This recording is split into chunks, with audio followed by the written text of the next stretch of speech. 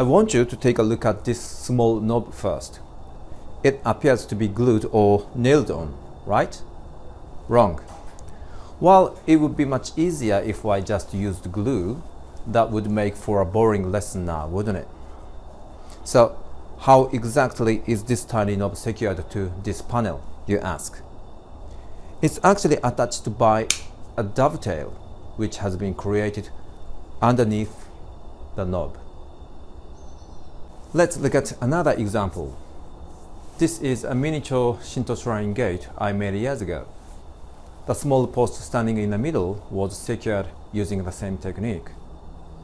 The top rail and the big post were also joined together with this technique.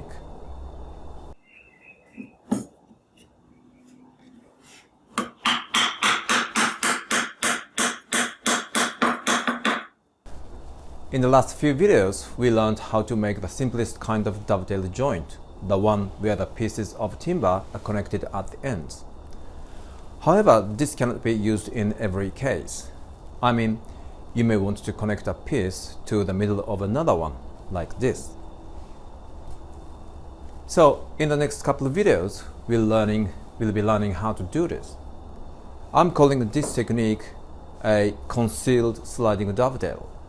As the name implies, the dovetail and the mortise will be completely concealed once they have been put together.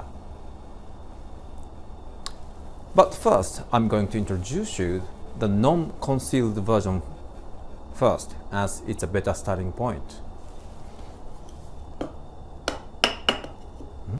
Let's see how it works first.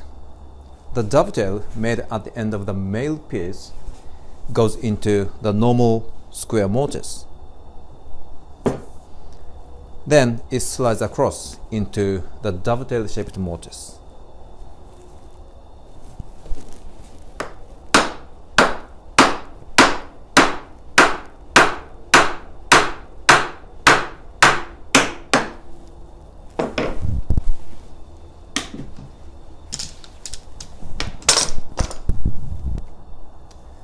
And usually, this square mortise will be left open because this non-concealed version is typically only used in high positions, such as the top of sliding door trunks, which means it won't be visible from the ground anyways. So it doesn't particularly need to be filled.